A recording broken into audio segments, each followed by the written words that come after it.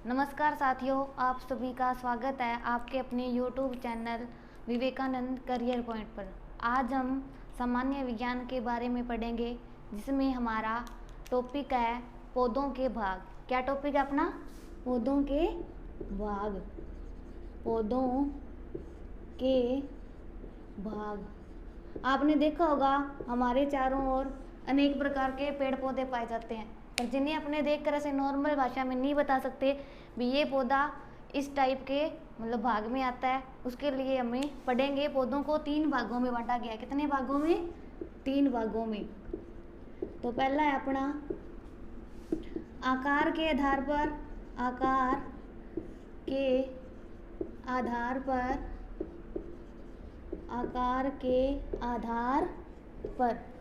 दूसरा है आयु के आधार पर। दूसरा है आयु के आधार पर। आयु के आधार पर।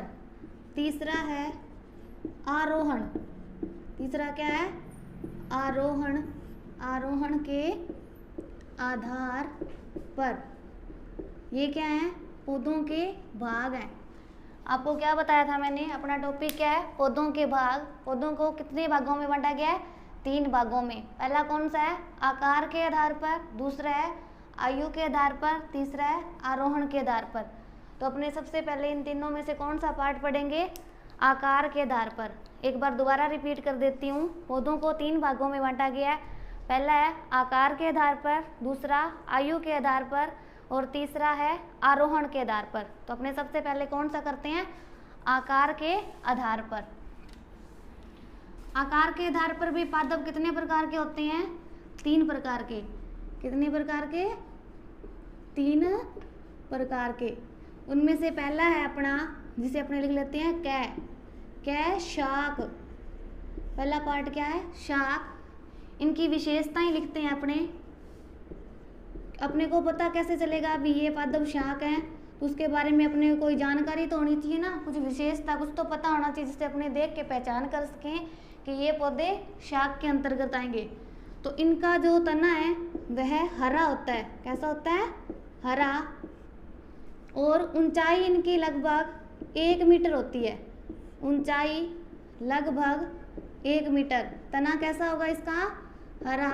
और ऊंचाई होगी लगभग 1 मीटर। और आप इस पौधे को आसानी से मोड़ा भी जा सकता है। आसानी से मोड़ा जा सकता है।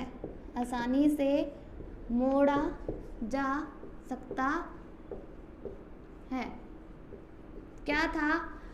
अपने पौधों के 3 पार्ट में से पहला पार्ट अपने कर रहे हैं जो है आकार के आधार पर। मतलब अपने को उस पौधे का आकार देख के बताना है कि ये पौधा कौन से भाग में आएगा। तो आकार में पहला है शाक। कितने प्रकार के थे? 3 प्रकार के थे। पहला है शाक। तो शाक की भी अपने को कोई पहचान पता होगी तभी अपने बता सकेंगे ना भी ये पादप शाक के अंतर्गत आता है। तो उसकी विशेषताएं हैं कि उसका तना हरा होगा, ऊंचाई लगभग 1 मीटर होगी और उसे आसानी से मोड़ा जा सकता है। एग्जाम्पल क्या होंगे इसके? गेहूँ, गेहूँ, चावल और सरसों। आप सभी ने देखा होगा, आप सभी किसानों के घर से बिलोंग ही करते हैं। लगभग बच्चे सभी किसानों के घर से बिलोंग करते हैं। तो आप सभी ने खेत तो देखे होंगे। आप अपने खेत में जाकर देखना, गेहूं का पादप है, जो गेहूं का पौधा होगा, उसकी लंबाई भी लगभग कितनी होती है? 1 मीटर। उसका तना कैसा होता है? हरा होता है ना। और उसे अपने आसानी से मोड़ भी सकते हैं। क्या कर सकते हैं? आसानी से मोड़ भी सकते हैं। तो ये क्या होगी? शाक की विशेषताएं। आकार के आधार पर पौधे थे 3 प्रकार के। पहला था शाक। उसमें क्या विशेषताएं हैं? उसका तना हरा होगा, ऊंचाई लगभग 1 मीटर और उसे आसानी से मोड़ा जा सकता है। और उदाहरण क्या हो गया? गेहूं, चावल और सरसों। अब अपने दूसरा पार्ट करते हैं। दूसरा पार्ट है आकार के आधार पर झाड़ी। झाड़ी या शूप। क्या है? झाड़ी या शूप। झाड़ी या शूप। इसकी विशेषताएं लिखनी है अपने को। तो इसकी विशेषताएं हैं, इसका जो तना है वह भूरे रंग का होता है। कैसे रंग का होता है? भूरे रंग का। और मध्यम काष्ठीय, मध्यम काष्ठयुक्त या काष्ठीय, मध्यम काष्ठीय। और इसकी जो ऊंचाई है वह क्या होती है? सामान्य। ऊंचाई क्या होती है? सामान्य। और इसमें झाड़ी में आपने देखा होगा कि जो शाखाएं हैं, मतलब जो शाखाएं हैं वो तने के जो नीचे का भाग है ना वहीं से निकलती हैं। तने के निचली सतह से निकलती हैं, निचली सतह से निकलती हैं। तो ये क्या था? झाड़ी की विशेषताएं। कौन कौन सी विशेषताएं इसकी? तने का रंग होगा भूरा, मध्यम काष्ठीय होगा, ऊंचाई इसकी सामान्य होती है, मतलब 1 मीटर से अधिक ही होगी, 1 मीटर से कम नहीं होगी, 1 मीटर से अधिक होगी, और लगभग हो सकती है 4 मीटर के लगभग, या आपने देखा ही होगा झाड़ियाँ वगैरह, तो उनकी सामान्य लंबाई होगी। और उसकी जो शाखाएं हैं, मतलब देखा होगा आपने जो झाड़ी है उसकी शाखाएं तने के मतलब जो नीचे मतलब जहाँ पे तना है वहीं से निकलना स्टार्ट हो जाती हैं। तो इसके उदाहरण लिख लो आप सभी। इसके उदाहरण हैं मेहंदी और बेर। अब गर्मियों का मौसम चल रहा है, बेर काफ़ी लगे हैं, आप सभी घर पे बैठे वेट करते रहते हैं भी कब आंधी आए और कब बेर लेने खेतों की तरफ जाएं। तो अपने को क्या है, देखा ही होगा बेर किस पे लगते हैं? झाड़ियों पे लगते हैं ना। तो आपने वहाँ पे जाके देखना उसका तना कैसा होता है, भूरा, मध्यम काष्ठीय है, और जो शाखाएं हैं उसकी वो तने की निचली सतह से निकलती हैं। अपना पहला क्या था? शाख। दूसरा था झाड़ी। अब तीसरा है वृक्ष। तीसरा क्या है? वृक्ष। तीसरा है वृक्ष।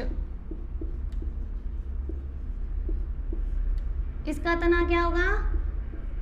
मोटा, काष्ठयुक्त, काष्ठयुक्त, लंबा, मजबूत। तना मोटा, काष्ठयुक्त, लंबा और मजबूत। और इसमें जो शाखाएं हैं वो तने के ऊपरी भाग से निकलती हैं।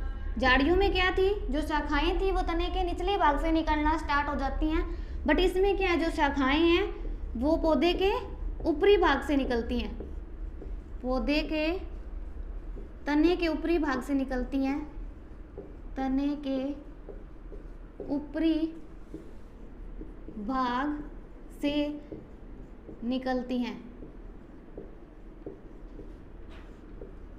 निकलती हैं। इसके उदाहरण क्या है? बबूल, बरगद और नीम। बबूल, बरगद और नीम। तो वृक्ष में क्या होगा? तना मोटा होगा, काष्ठयुक्त होगा, लंबा होगा और मजबूत। शाखाएं कैसी हैं? जो पौधे के तने के ऊपरी भाग से निकलती हैं। उदाहरण क्या हो गया? बबूल, बरगद और नीम। धन्यवाद। आज का अपना टॉपिक यहीं पे है, आगे का टॉपिक अपने नेक्स्ट डे करेंगे।